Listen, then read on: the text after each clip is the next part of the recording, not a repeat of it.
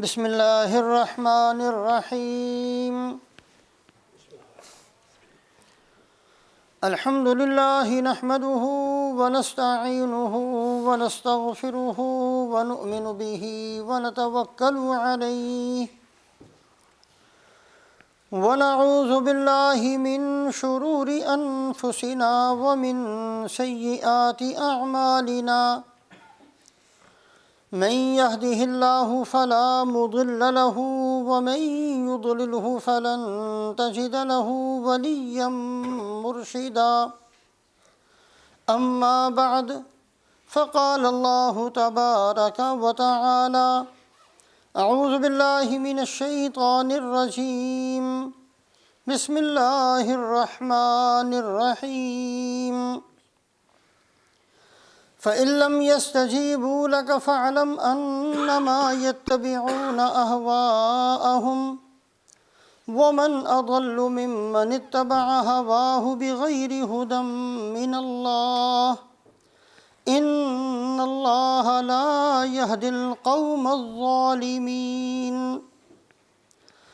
وعن أبي هريرة رضي الله تعالى عنه قال قال رسول الله صلى الله عليه وسلم يخرج في آخر الزمان رجال يختلون الدنيا بالدين يلبسون للناس جلود الضان من اللين ألسنتهم أحلى من السكر وقلوبهم قلوب الذئاب يقول الله تبارك وتعالى أبي يغترون أم علي يجترئون فبي حلفت لأبعثن على أولئك منهم فتنة تدع الحليم فيهم حيران أو كما قال رسول الله صلى الله عليه وسلم۔ ایک معمولی اور ایک ادنا مسلمان ہونے کی حیثیت سے ہم سب اس بات کو جانتے ہیں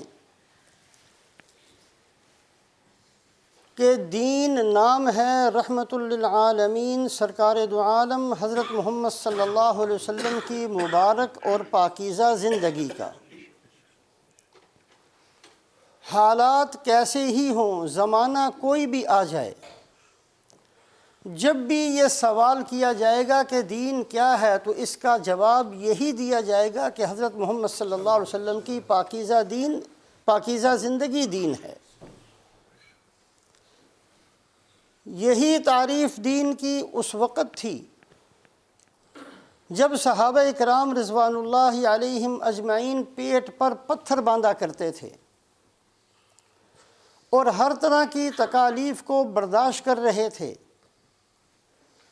اور دنیا کی کوئی چیز بھی ان کے پاس نہیں تھی۔ اس وقت بھی دین کی تعریف یہی تھی کہ حضرت محمد صلی اللہ علیہ وسلم کی پاکیزہ مبارک زندگی دین ہے، اور اس وقت بھی دین کی تعریف یہی تھی جب قیصر اور کسریٰ کے خزانے مسجد نبوی کے اندر ڈھیروں کی صورت میں پڑے ہوئے تھے، زکوٰۃ قبول کرنے والا کوئی نہیں تھا۔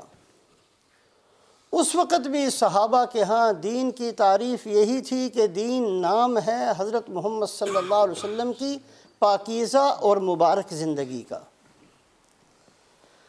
دین کی یہی تعریف اس وقت ہوگی جب فساد اور فتنہ دنیا کے اندر اس قدر پھیل جائے گا کہ دین پر چلنا ایسے ہوگا کالقابض علی الجمرہ، انگارہ ہاتھ پر رکھنا۔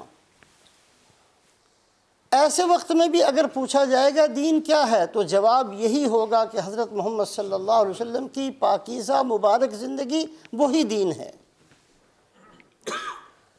اور جب حالات ایسے آ جائیں گے جس کی اللہ کے نبی صلی اللہ علیہ وسلم نے خبر دی کہ پوری زمین پر کوئی کچا کوئی پکا گھر ایسا نہیں بچے گا جس میں لا الہ الا اللہ محمد الرسول اللہ نہ پہنچ جائے، پوری روئے زمین پر ہر بندہ اسلام والا ہوگا، اس وقت بھی اگر پوچھا جائے گا کہ دین کس کو کہتے ہیں تو جواب یہی ہوگا کہ دین نام ہے حضرت محمد صلی اللہ علیہ وسلم کی پاکیزہ اور مبارک زندگی کا۔ حالات کیسے ہی ہو جائیں، زمانہ کوئی بھی آ جائے، ہمیشہ ہمیشہ کے لیے یہ تعریف قرآن سے ثابت ہے کہ دین نام ہے، حضرت محمد صلی اللہ علیہ وسلم کی پاکیزہ اور مبارک زندگی کا نام ہی دین ہے۔ ابھی جو خطبے کے اندر آیت شریفہ پڑھی گئی ہے، یہ سورہ قصص کی آیت نمبر 50۔ اس سے پہلے 49 آیتوں کے اندر اللہ رب العزت نے بنی اسرائیل کا اور حضرت موسیٰ علیہ السلام کا واقعہ ذکر فرمایا کہ بنی اسرائیل کس قدر قسم پرسی کی زندگی بسر کرتے ہیں کہ فرعون ان کے ہر پیدا ہونے والے بچے کو ذبح کر دیتا ہے۔ قانون ہے ملک کا کہ بنی اسرائیل کے ہاں جو لڑکا پیدا ہوگا اس کو ذبح کر دیا جائے، ختم کر دیا جائے، جو لڑکی پیدا ہو اس کو چھوڑ دیا جائے تاکہ وہ ہمارے گھروں میں کام کر سکے۔ ہزار ہا بچے بنی اسرائیل کے ذبح کر دیے گئے، اور بنی اسرائیل اس قدر قسم پرس ہیں کہ آگے سے بول بھی نہیں سکتے۔ اللہ فرماتے ہیں وَنُرِيدُ أَن نَّمُنَّ عَلَى الَّذِينَ اسْتُضْعِفُوا فِي الْأَرْضِ، پھر ہم نے ارادہ کیا کہ بنی اسرائیل پر احسان کریں، ان کو عزت دیں، ان کو غلبہ دیں۔ تو اللہ پاک نے یہ نہیں کہا کہ بنی اسرائیل کو عزت دینی تھی لہٰذا ہم نے مال دے دیا، نہیں۔ ہم نے جب ارادہ کیا کہ بنی اسرائیل کو عزت اور غلبہ دینا ہے تو ہم نے کیا کیا؟ ہم نے حضرت موسیٰ علیہ السلام کو نبوت دی۔ حضرت موسیٰ علیہ السلام کا پورا قصہ اللہ نے بیان فرمایا، کس طریقے سے اللہ پاک نے موسیٰ علیہ السلام کو اس سال میں پیدا کیا جس سال میں بچوں کو ذبح کیا جاتا ہے، کس طریقے سے اللہ پاک نے موسیٰ علیہ السلام کو فرعون کے دربار میں رکھ کر ان کی پرورش کروائی، اور کس طریقے سے اللہ پاک نے بار بار فرعون کو متنبع کیا کہ یہی وہ لڑکا ہے جس نے میری حکومت کو ختم کر دینا ہے، اور پھر کس طریقے سے اللہ پاک نے حضرت موسیٰ علیہ السلام کو مدین بھیجا اور وہاں حضرت شعیب علیہ السلام کی بیٹی سے شادی ہوئی، اور پھر کس طریقے سے اللہ نے نبوت دی، اور کس طریقے سے اللہ پاک نے دوبارہ فرعون کے پاس جا کر اس کو سمجھانے کا اللہ پاک نے حکم دیا۔ سارا قصہ اللہ پاک نے 49 آیتوں کے اندر بیان کیا۔ جب حضرت موسیٰ علیہ السلام فرعون کے دربار میں پہنچتے ہیں تو اللہ پاک نے معجزہ دیا، ایک عصا ہے، لاٹھی ہے، یہ حضرت آدم علیہ السلام جنت سے لے کر آئے، نبیوں سے ہوتی ہوئی شعیب علیہ السلام کے پاس پہنچی، حضرت شعیب علیہ السلام نے حضرت موسیٰ علیہ السلام کو دی۔ یہ لاٹھی بڑی برکت والی لاٹھی تھی، حضرت موسیٰ علیہ السلام اس کو پھینکتے ہیں تو یہ بہت بڑا اژدہا بن جاتا ہے۔ یہ ساری چیزیں اللہ پاک نے 49 آیتوں کے اندر بیان فرمائی، اور سورہ قصص کی آیت نمبر 50 کے اندر اللہ پاک نے 2 ٹوک فیصلہ فرمایا۔ فَإِن لَّمْ يَسْتَجِيبُوا لَكَ فَاعْلَمْ أَنَّمَا يَتَّبِعُونَ أَهْوَاءَهُمْ۔ یہود کو رسول پاک علیہ السلام نے جب دعوت دی تو انہوں نے کہا لولا اوتی مثل ما اوتی موسیٰ، اگر آپ اللہ کے نبی ہیں تو آپ کے پاس بھی ایک عصا ہونا چاہیے، آپ کے پاس بھی وہ معجزات ہونی چاہیے تھے جو موسیٰ علیہ السلام کے پاس ہوتے ہیں۔ یہ یہود نے رسول پاک علیہ السلام کے سامنے یہ بات پیش کی۔ اللہ پاک نے اس کا جواب تو یہ دیا کہ جب موسیٰ علیہ السلام معجزات لے کر آئے تھے تم نے تو اس وقت بھی انکار کر دیا تھا۔ بہرحال اللہ فیصلہ فرماتے ہیں فَإِن لَّمْ يَسْتَجِيبُوا لَكَ فَاعْلَمْ أَنَّمَا يَتَّبِعُونَ أَهْوَاءَهُمْ۔ اے محمد صلی اللہ علیہ وسلم اعلان فرما دیجئے کہ یہود ہوں، نصارہ ہوں، کوئی بھی دنیا کا انسان ہو، قیامت تک کے لیے اب یہ فیصلہ ہے کہ 2 ہی چیزیں ہیں، یا رسول پاک علیہ السلام کا اتباع ہے جس کا نام دین ہے، اور اگر وہ نہیں ہے تو وہ سب خواہشات ہیں۔ ایسا نہیں ہو سکتا کہ خواہش بھی ہو اور دین بھی ہو، ایسا نہیں ہوگا۔ ایک طرف رسول پاک علیہ السلام کی مبارک زندگی ہے جس کا نام دین ہے، فَإِن لَّمْ يَسْتَجِيبُوا لَكَ فَاعْلَمْ أَنَّمَا يَتَّبِعُونَ أَهْوَاءَهُمْ۔ جو آدمی بھی اے محمد صلی اللہ علیہ وسلم آپ کا اتباع نہیں کرے گا وہ یہ نہ سمجھے کہ میں دین پر چلتا ہوں، وہ دین چھوڑ چکا ہے، وہ خواہشات کے پیچھے چلنے والا بن گیا ہے، نہیں ہے اس کا دین کے ساتھ کوئی تعلق۔ دو ٹوک الفاظ میں اللہ پاک نے دو الگ الگ راستوں کو بیان فرما دیا۔ ایک راستے کا نام ہے اتباع محمد، حضرت محمد صلی اللہ علیہ وسلم کا اتباع، اور دوسرے راستے کا نام ہے اتباع ہوا، خواہشات کا اتباع۔ دو ٹوک الفاظ میں اللہ کی طرف سے فیصلہ ہے۔ سورہ قصص کی آیت نمبر 50 کے اندر بھی اللہ نے یہ فرمایا، اور اللہ رب العزت نے بلعم بن باعورہ کا قصہ بیان کرتے ہوئے بھی اللہ نے اسی بات کا اعلان فرمایا۔ حضرت موسیٰ علیہ السلام کے زمانے کے اندر بلعم بن باعورہ ایک ایسا آدمی ہے جو مستجاب الدعوات ہے، جس کی ہر دعا قبول ہوتی ہے، اور مفسرین فرماتے ہیں کہ اس کی ہر دعا جو قبول ہوا کرتی تھی وہ کیوں ہوتی تھی؟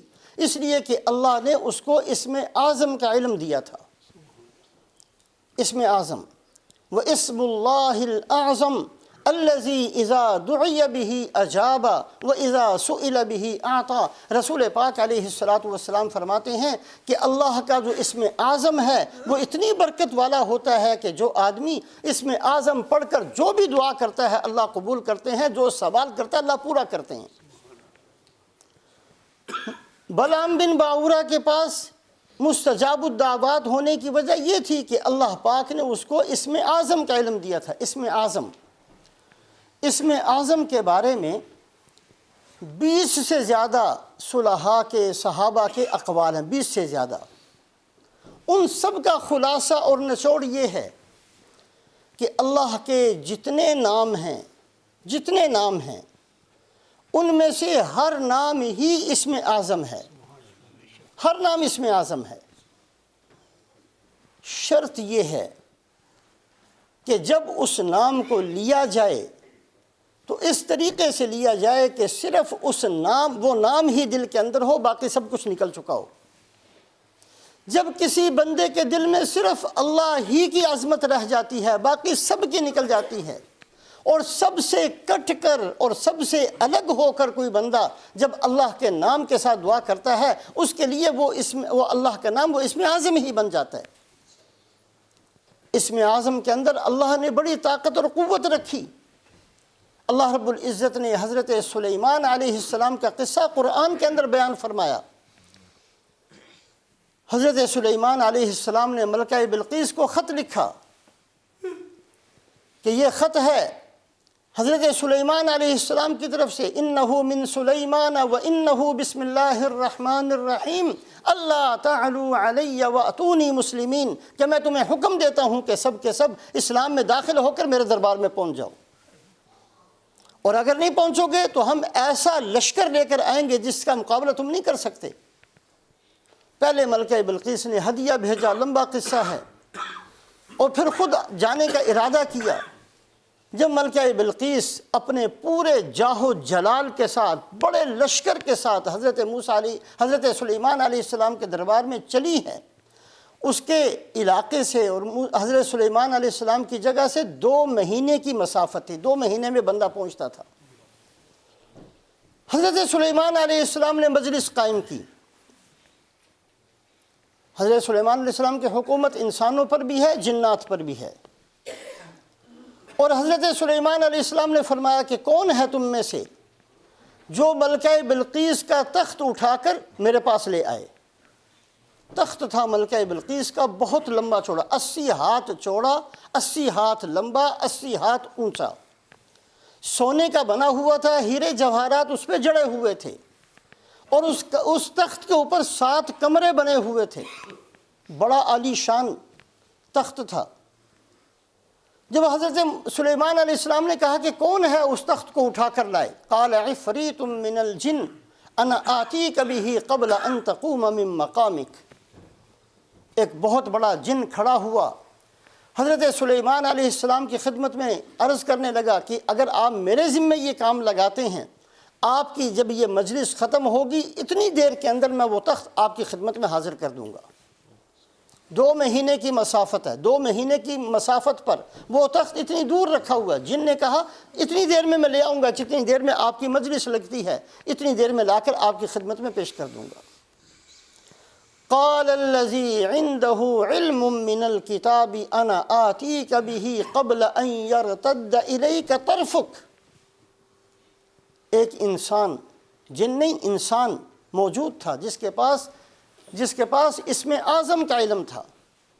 اس نے کہا کہ اے اللہ کے نبی، اگر یہ خدمت میرے سپرد کر دی جائے تو میں آنکھ جھپکنے کے برابر اس تخت کو لا کر آپ کی خدمت میں پیش کر دیتا ہوں۔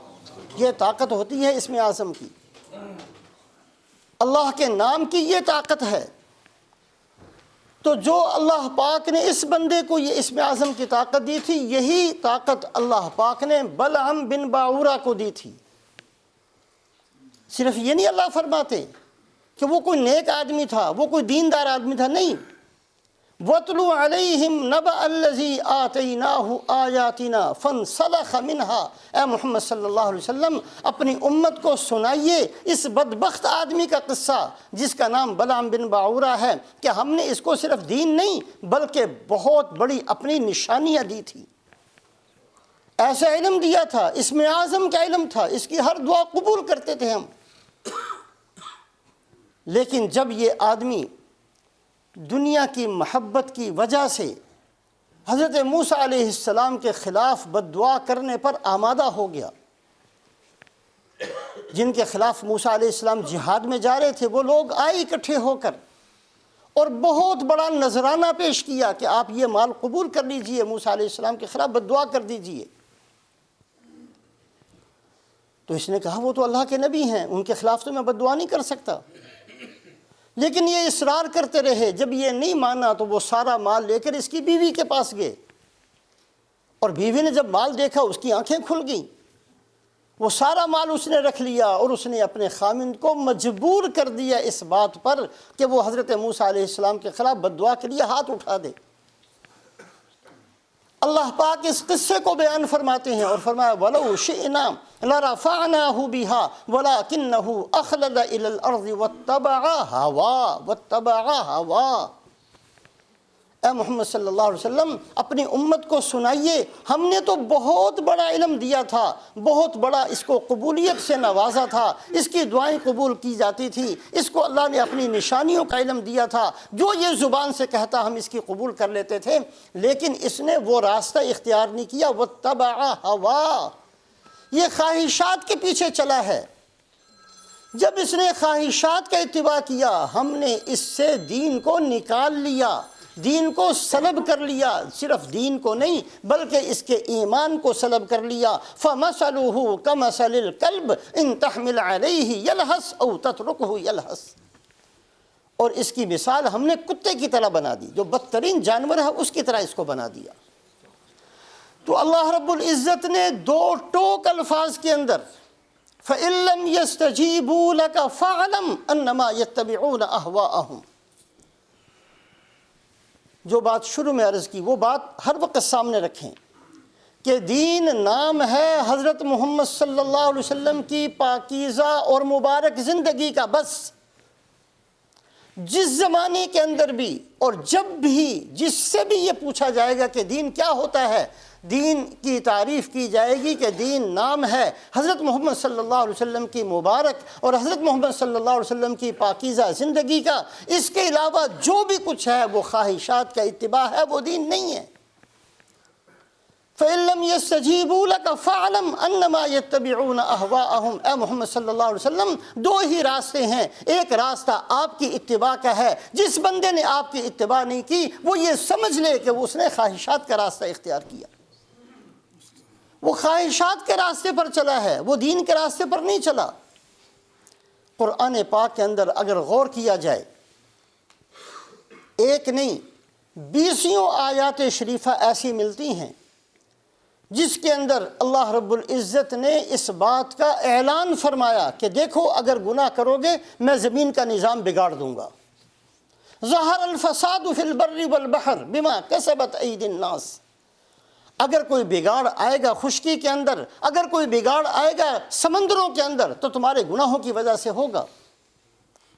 اگر گناہوں کے اندر مبتلا ہو جاؤ گے، اللہ کی طرف سے ظالم حکمرانوں کو مسلط کیا جائے گا، اللہ کی طرف سے سیلاب آئیں گے، اللہ کی طرف سے زلزلے آئیں گے، زمین کا پھٹنا ہوگا، اور بہت ساری صورتوں کے اندر بگاڑ کی صورتیں اللہ پاک پیدا کرتے ہیں۔ ایک نہیں، 20 آیات شریفہ کے اندر قرآن میں ذکر کیا گیا، 20 احادیث کے اندر اللہ کے نبی صلی اللہ علیہ وسلم فرماتے ہیں کہ گناہوں کے اندر زندگی گزارو گے، تمہاری زندگیاں تنگ کر دی جائیں گی، مصیبتوں کے اندر مبتلا کر دیے جاؤ گے، زمین کے اندر بگاڑ اور فساد کو بھر دیا جائے گا۔ حضرت علی رضی اللہ تعالیٰ عنہ فرماتے ہیں کہ میں نے رسول پاک علیہ السلام سے سنا کہ آپ صلی اللہ علیہ وسلم نے فرمایا کہ جب میری امت اپنے علماء سے بغض رکھنا شروع کر دے گی، کوئی عالم اچھا ہی نہیں لگتا پوری دنیا کے اندر، ہر بندے کے اندر عیب، اس میں کیا شک ہے کہ نبی معصوم ہوتے ہیں، باقی سب کے اندر عیب ہیں۔ اگر عیب تلاش کیے جائیں گے تو عیب تو امام ابو حنیفہ کے اندر بھی بندہ نکال سکتا ہے، عیب تو ہر بندے کے اندر نکالے جا سکتے ہیں، اس لیے کہ معصوم ذات اللہ نے پیدا ہی نہیں کی، معصوم صرف نبیوں کو پیدا کیا ہے، انبیاء علیہم الصلوات و تسلیمات ہیں، جن کا علم بھی اللہ کی طرف سے، جن کی طہارت بھی اللہ کی طرف سے، جن کا تقوی بھی اللہ کی طرف سے، جن کی پاکیزگی بھی اللہ کی، سب کچھ اللہ کی طرف سے ہے۔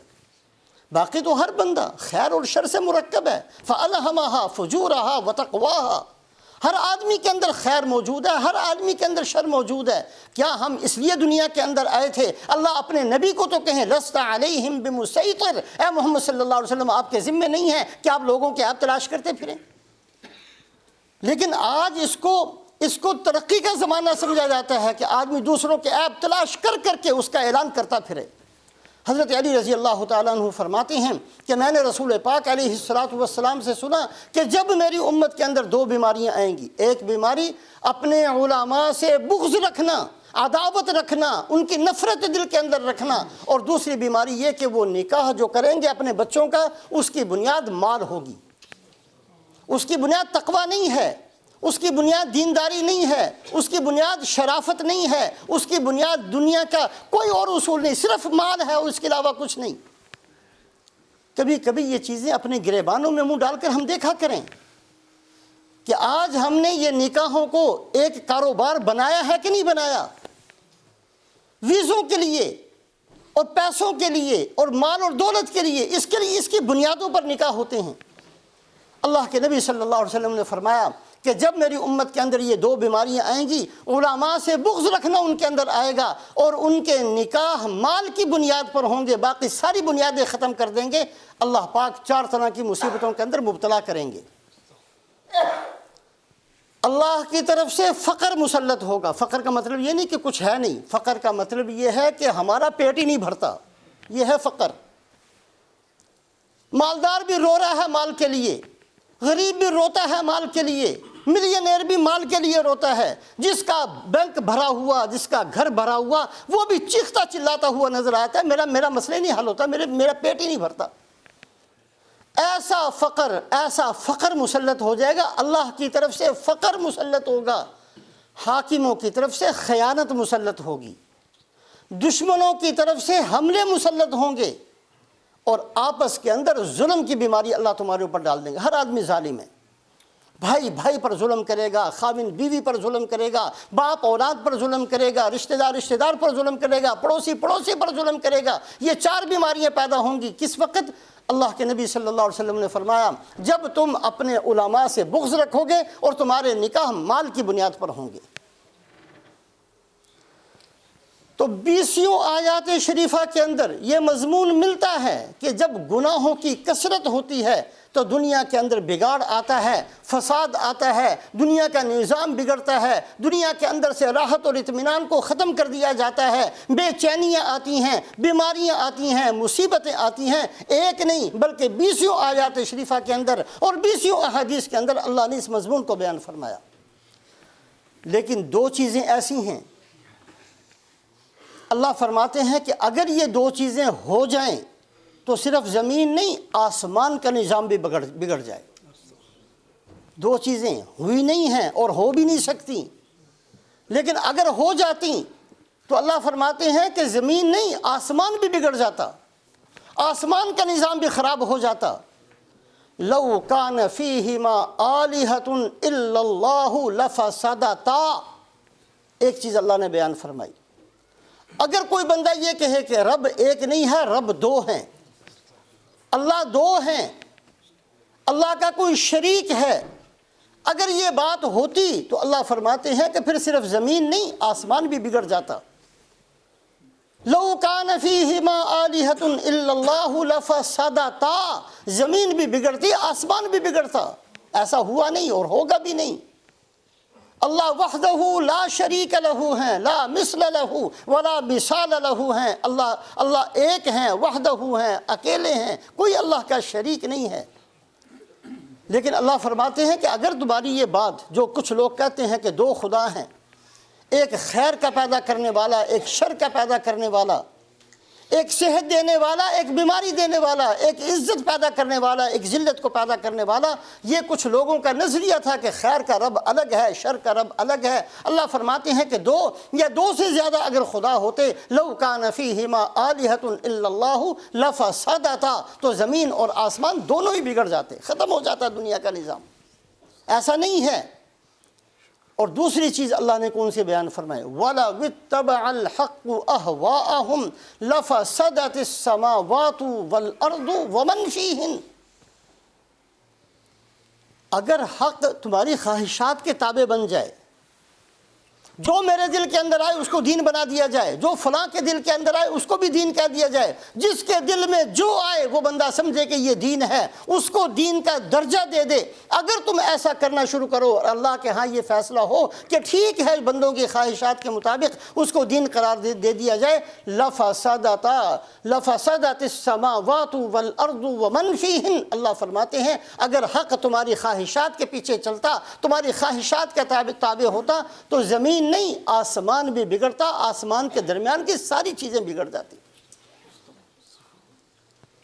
گناہوں کی وجہ سے زمین کا نظام بگڑتا ہے، آسمان کا نظام کسی چیز سے نہیں بگڑتا۔ یہ دو چیزیں فرضی طور پر اللہ نے بیان فرمائی ہیں، اگر بالفرض یہ تسلیم کر لیا جائے کہ یہ دو چیزیں ہیں تو آسمان کا نظام بھی بگڑ جاتا۔ تو بہرحال دو ٹوک الفاظ میں اللہ پاک نے دو راستے قرآن پاک کے اندر بیان فرمائے۔ ایک راستہ ہے حضرت محمد صلی اللہ علیہ وسلم کی پاکیزہ زندگی، اور اس کے علاوہ جو کچھ بھی ہے خواہشات، وہ خواہشات ہیں، وہ دین نہیں ہیں۔ دین اسی کا نام ہے جو اللہ کے نبی صلی اللہ علیہ وسلم کی مبارک زندگی ہے، اس کا نام دین ہے۔ باقی سب کا سب بے دینی ہے، سب کا سب بدعت ہے، سب کا سب وہ خواہشات کا اتباع ہے، دین کا اس کے ساتھ کوئی تعلق نہیں۔ یہ موٹا سا اصول سامنے رکھتے ہوئے اگر ہم قرآن پاک شروع سے لے کر آخر تک پڑھیں، اللہ رب العزت نے پورے قرآن کے اندر 4 جماعتوں کا ذکر فرمایا ہے۔ پورے قرآن کے اندر کبھی کسی جماعت کا، کبھی کسی جماعت کا، کبھی کسی، 4 طرح کے لوگ ذکر ہیں، بس صرف 4 طرح کی جماعتوں کا ذکر ہے پورے قرآن کے اندر۔ اور یہ چاروں کی چاروں جماعتیں وہ ہیں جو اللہ کو مانتی ہیں، ان میں سے ایک بھی وہ جماعت نہیں جس نے اللہ کا انکار کیا ہو۔ لیکن 3 جماعتیں ایسی ہیں، ان چاروں میں سے 3 اللہ ان کا ذکر کرتے ہیں تو غصے کے ساتھ کرتے ہیں، نفرت کے ساتھ کرتے ہیں، ان کی ناکامی کا ذکر کرتے ہیں، ان کے عذاب کا ذکر کرتے ہیں، ان کی گمراہی کا ذکر فرماتے ہیں، میں ان پر ناراض ہوں، اپنی ناراضگی کا اظہار فرماتے ہیں، اور ایک جماعت کا جب ذکر کرتے ہیں اپنی محبت کا ذکر فرماتے ہیں۔ 4 جماعتیں پورے قرآن کے اندر ملیں گی۔ ایک جماعت ملے گی مشرکین کی، رسول پاک علیہ السلام کے سامنے سب سے پہلے مخاطب جن سے آپ نے خطاب کیا وہ کون ہیں؟ وہ مشرکین مکہ، ایک جماعت ملے گی۔ اللہ پاک ان کا جہاں ذکر فرماتے ہیں، اللہ پاک ان کا ذکر ناکامی کے ساتھ، گمراہی کے ساتھ، یہ گمراہ لوگ ہیں، یہ ناکام لوگ ہیں، یہ بتوں کو پوجنے والے ہیں، ان کے لیے جہنم ہے، ان کے لیے مصیبت ہے، اللہ پاک اس انداز سے ان کا ذکر فرماتے ہیں۔ اب مشرکین جو تھے انہوں نے کچھ چیزیں خود بخود اپنی عقل سے دین بنا لی تھی، اللہ نے نہیں کہا، کسی نبی نے نہیں کہا، اپنی عقل سے سوچ لیا۔ اگر کوئی بندہ کسی چیز کو اپنی عقل سے سوچ لے، اس کا نام بھی اتباع ہوا ہے، خواہشات کا اتباع ہے۔ مشرکین مکہ نے سوچ لیا کہ ایک آدمی کو اگر اللہ پاک 10 بیٹے دے دیں تو اللہ کا شکر ادا کرنا چاہیے، اور شکر یہ ہے کہ 10ویں بیٹے کو اللہ کے لیے ذبح کر دو۔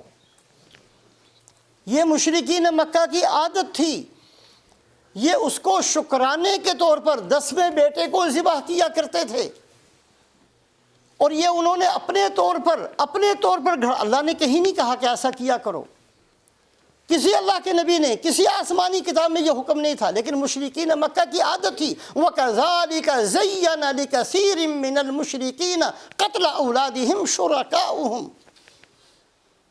اللہ فرماتے ہیں کہ ان کے دماغوں کے اندر شیطان نے ان کو بھر دیا تھا، شیطانی خیال تھا جس کو ایک عملی صورت انہوں نے بنا دی۔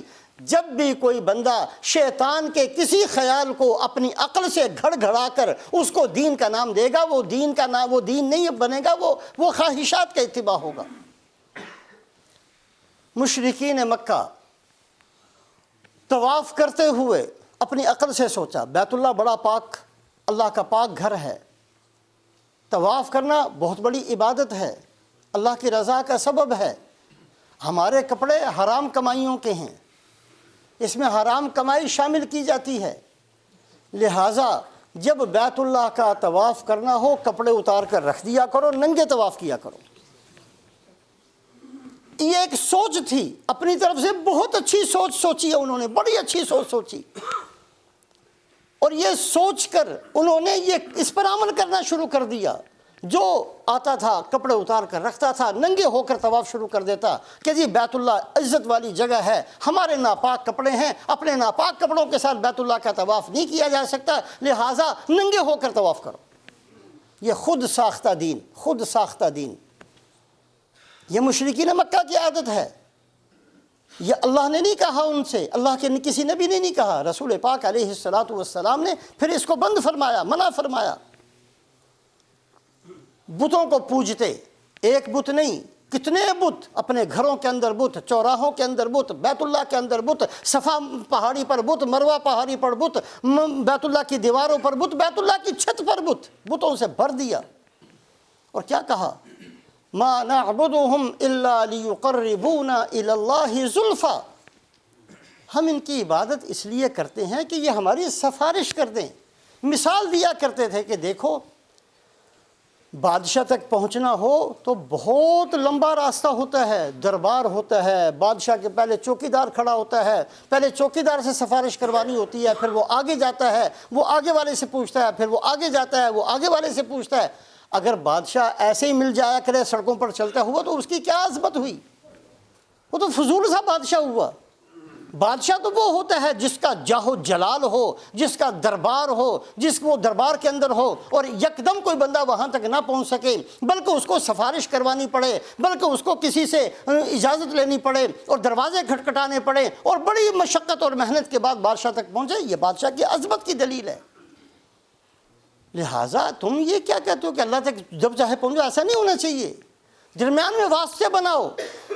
اگر کوئی بات کرنی ہو، ہم ان بتوں سے تھوڑی مانگتے ہیں، وما نعبدهم الا ليقربونا الى الله زلفا، ہم تو اس لیے عبادت کرتے ہیں کہ یہ ہماری بات پہنچائیں گے اللہ تک۔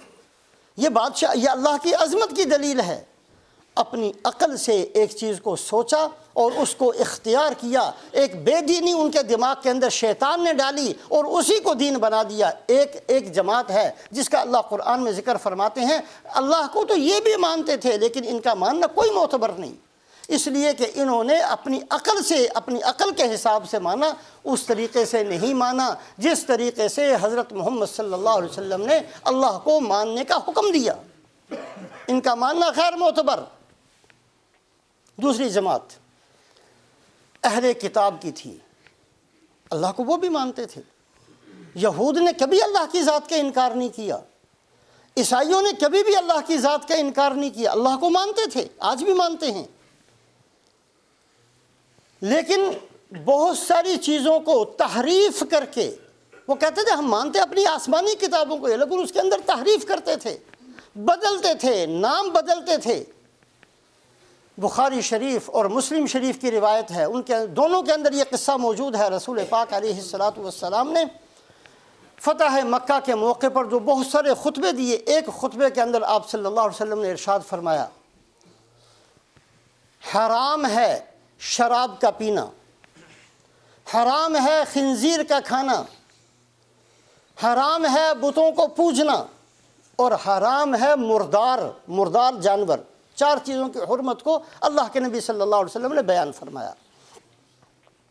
ایک صحابی کھڑے ہوئے، یا رسول اللہ صلی اللہ علیہ وسلم، جو مردار کے بارے میں آپ نے روکا ہے، ٹھیک ہے مردار نہیں کھانا چاہیے، لیکن جو مردار جانور کی چربی ہوتی ہے فَإِنَّهَا تُطْلَى بِهَا السُّفُنُ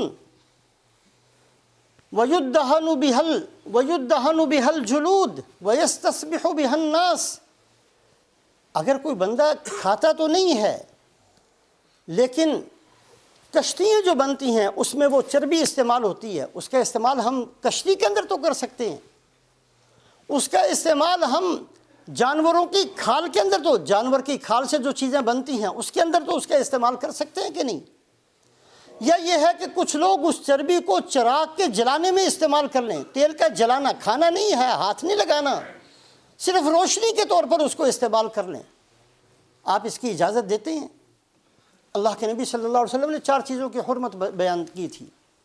صحابی نے کھڑے ہو کر سوال کر دیا کہ مردار کے بارے میں آپ کی بات سمجھ میں آ گئی کہ اس کا ہم نہیں کھائیں گے، لیکن اس کی چربی کو استعمال کر کے یہ کام لیے جا سکتے ہیں کیا؟ کشتیوں کے بنانے کے اندر، کیا کھال کی چیزوں کے بنانے کے اندر، کیا چراغ کے جلانے کے اندر چربی کا تیل اس کو استعمال کیا جا سکتا ہے کہ نہیں؟ آپ نے فرمایا نہیں، بالکل نہیں۔ جس چیز کا کھانا حرام ہے اس کی خرید و فروخت بھی حرام ہے، وہ ہر طرح سے اس کی حرمت کو بیان کرتا ہوں۔ اور اس کے بعد کیا فرمایا؟ قاتل اللہ الیہود، اللہ ان یہود کو غارت کرے۔ جب اللہ پاک نے ان کے اوپر چربی کو حرام کیا، انہوں نے اس کو پگھلا کر تیل بنا کر اس کو استعمال کیا اور کہا کہ نہیں ہم چربی تھوڑی استعمال کرتے ہیں، نام بدل دیا، نام بدل کر۔ اور آپ صلی اللہ علیہ وسلم نے فرمایا کہ میری امت کے اندر سب سے پہلا فتنہ یہ ہوگا کہ اسلام کو الٹا کر دیں گے۔ یا رسول اللہ کیسے الٹا کر دیں گے؟ آپ نے فرمایا نام بدل دیا کریں گے، شراب بیچیں گے، شراب پئیں گے، کہیں گے ہم شراب نہیں پی رہے، نام بدل کر کچھ اور نام رکھ دیں گے۔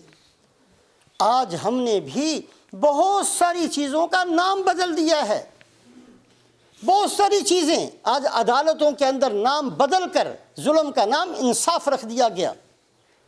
ہم نے نام بدل کر بہت ساری چیزوں کو بدل دیا ہے۔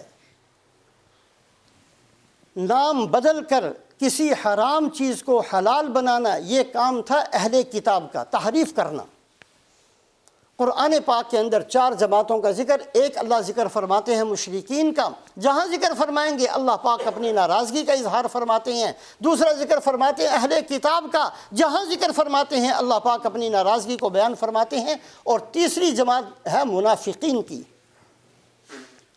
ان کا ذکر بھی اللہ جب فرماتے ہیں بہت سخت الفاظ سے فرماتے ہیں، ان المنافقین فی الدرک الاسفل من النار۔ منافقین نے کیا کیا تھا؟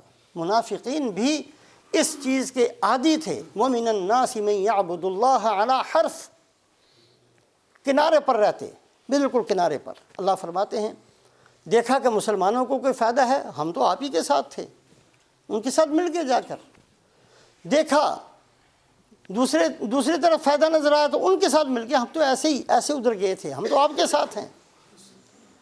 اصل اصول اپنی اغراض کو پورا کرنا، اس کے علاوہ کوئی چیز اصول نہیں۔ یہ طریقہ تھا منافقین کا، جہاں سے مال ملے وہاں سے مال کو حاصل کر لو، جہاں سے دنیا ملے وہاں سے دنیا کو حاصل کر لو، جہاں عزت کا نقشہ نظر آئے وہاں گھس جاؤ، چھوڑو دین کو، چھوڑو اصول کو۔ خواہشات اس قدر ان کے اوپر مسلط ہو گئی تھی کہ ان کے سامنے صرف دنیا کی غرض تھی۔ یہ طریقہ تھا منافقین کا۔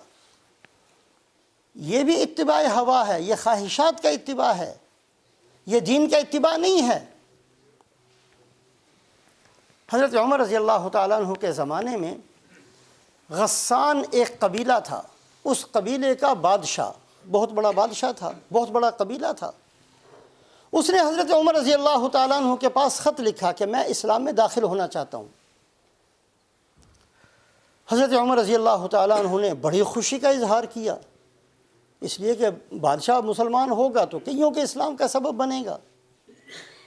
اور روایات کے مطابق پورے مدینے کے اندر ایک بندہ بھی ایسا نہیں تھا جو اس کے استقبال کے لیے باہر نہ نکلا ہو، اتنی خوشی کا اظہار۔ سب کے سب جب وہ آیا تو سب کے سب اس کے استقبال کے لیے باہر نکلے، خود حضرت عمر رضی اللہ تعالیٰ عنہ بھی اس کا استقبال کرنے کے لیے باہر گئے۔ اور وہ آیا، اور جب مدینہ کے قریب پہنچا اس کے ساتھ 100 شاہ سوار تھے، گھوڑوں پر سوار۔ اس نے لباس بدلے، اپنے گھوڑوں کے اوپر سونے کی چادریں چڑھائیں اور بڑی شان و شوکت کے ساتھ مدینہ منورہ کے اندر داخل ہوا، کلمہ پڑھا، اسلام میں داخل ہو گیا۔ اس کے بعد بیت اللہ جا کر جب اس نے طواف کرنا شروع کیا تو اس کی چادر پر کسی غریب آدمی کا پاؤں آ گیا، جس کی وجہ سے اس کی چادر تھوڑی رکاوٹ پیدا ہوئی۔ اس نے پیچھے دیکھا ایک عام سا آدمی ہے، اس نے اتنی زور سے اس کے منہ پر تھپڑ مارا کہ اس کی آنکھ بیچارے کی نکل گئی۔ اس نے جا کر حضرت عمر رضی اللہ تعالیٰ عنہ کی خدمت میں مقدمہ پیش کر دیا، جی اس بندے نے مجھے تھپڑ مارا ہے، مجھے بدلہ چاہیے۔ حضرت عمر رضی اللہ تعالیٰ عنہ نے، جبلہ ابن اہم اس کا نام تھا، اس سے کہا تجھے بدلہ دینا پڑے گا۔ تو کہا اس غریب آدمی کو بدلہ دینا پڑے گا؟ اس آدمی کو؟ کہا ہاں اس آدمی کو۔ کہا کیسے لیں گے بدلہ؟ کہا جیسے تو نے تھپڑ مارا ویسے یہ تجھے تھپڑ مارے گا، ایسے بدلہ لیں گے؟ یہ آدمی مجھے تھپڑ مارے گا؟ کہا ہاں یہ تجھے تھپڑ مارے گا۔ کہ یہ کون سا قاعدہ قانون ہے آپ کا؟ کہا ہمارا یہی قاعدہ قانون ہے، اللہ نے ہمیں، اللہ کے نبی نے یہی سکھایا ہے۔ کہا میں تو یہ سمجھتا تھا کہ جتنی میری عزت میرے اپنے قبیلے کے اندر ہے، یہاں آؤں گا تو میری عزت میں اضافہ ہوگا، یہاں تو آپ نے مجھے ذلیل کر کے رکھ دیا۔ حضرت عمر رضی اللہ تعالیٰ عنہ فرمانے لگے ہمارے لیے عزت یہی ہے کہ ہم اللہ کے بندے بن کر جیتے ہیں، ہم اللہ کے نبی کے بتائے ہوئے قاعدے قانون کے پابند ہو کر جیتے ہیں، یہ ہماری عزت ہے۔ یہ باقی عزتوں کو ہم عزت نہیں سمجھتے۔ جس کو تو عزت بنائے پھرتا ہے یہ عزت نہیں ہے، یہ تو دھوکہ ہے۔ اصل عزت یہ ہے کہ اللہ پاک نے ساری دنیا کے انسانوں کو ایک جیسا بنایا۔ واقعہ مجھ سے بدلہ لیں گے؟ فرمایا ہاں میں بدلہ لوں گا۔ ایک ہی صورت ہے کہ یہ بندہ تجھے معاف کر دے، پھر تیری جان چھوٹ سکتی ہے، ورنہ میں اس بندے کو کہوں گا یہ تیرے منہ پر اسی زور سے تھپڑ مارے گا جیسے تو نے اس کو تھپڑ مارا ہے۔ کہ اچھا مجھے ایک رات کی مہلت دے دیں۔ حضرت عمر رضی اللہ تعالیٰ نے فرمایا کہ ایک رات کی مہلت بھی اس وقت مل سکتی ہے جب یہ تجھے اجازت دے۔ پوچھا ان کا جی کوئی بات نہیں، ایک رات کی مہلت۔ رات کی تاریکی میں وہ بھاگ گیا اور دوبارہ اس نے عیسائیت کو قبول کر لیا، اور بھاگ کے اپنے قبیلے کے اندر نہیں گیا بلکہ ہرقل کے پاس پہنچ گیا، روم چلا گیا، روم کے بادشاہ کے پاس پہنچ گیا، جا کر سارا قصہ بتایا۔ روم کے بادشاہ نے اس کو بہت عزت اور احترام کے ساتھ رکھا، بڑا اس کو محل دیا، بہت سارا اس کو مال دیا، بہت سارے اس کو چیزیں دی۔ حضرت عمر رضی اللہ تعالیٰ عنہ نے قاصد ہرقل کے پاس بھیجا اس کو اسلام کی دعوت دینے کے لیے۔ ہرقل رسول پاک علیہ الصلاۃ والسلام نے بھی اس کے پاس قاصد بھیجا تھا۔ جب آپ صلی اللہ علیہ وسلم نے قاصد بھیجا تو اس نے اس خط کو عزت و احترام کے ساتھ سر پر رکھا تھا، آپ صلی اللہ علیہ وسلم کے خط کو چوما تھا، بڑی عزت کا معاملہ کیا تھا۔ لیکن پھر اسی بدبخت نے تبوک کے اندر پورا لشکر تیار کر کر آپ صلی اللہ علیہ وسلم کے مقابلے میں بھی آیا۔ حضرت عمر رضی اللہ تعالیٰ نے پھر دوبارہ اس کے پاس خط لکھا کہ شاید ابھی بھی جب تک زندگی ہے موقع ہے۔ جب خط پہنچا تو اس نے کہا کہ تمہارے پاس سے ایک آدمی ہمارے پاس آیا ہے، اس کو ملنا چاہتے ہو؟ کہا مجھے تو نہیں پتا کون ہے۔ اس نے اسی جبلہ ابن اہم کو دکھایا کہ یہ ہے وہ آدمی، بڑی شان و شوکت سے بیٹھا ہوا تھا۔ اس نے کہا مجھے پہچانا، میں وہی ہوں جس کا ایک تھپڑ کا بدلہ لینا چاہتے تھے، میں یہاں بھاگ کر آ گیا۔ اور اس نے بٹھانے کے لیے سونے کا تخت، جو قاصد تھا حضرت عمر رضی اللہ تعالیٰ کا، سونے کے تخت پر کہا کہ اس پر بیٹھو۔ کہا نہیں میں نہیں اس پر بیٹھتا۔ کہ اس پر کیوں نہیں بیٹھتے؟ کہ اس لیے کہ اللہ کے نبی صلی اللہ علیہ وسلم نے سونے چاندی کی چیزوں کے استعمال کرنے سے منع کیا ہے۔ تو اس نے کیا کہا؟ اس نے کہا نقی قلبک من الدنس ولا تبالی علی ما قعدت، اور دل کو صاف رکھو، جہاں دل کرے بیٹھ جاؤ، دل صاف ہونا چاہیے۔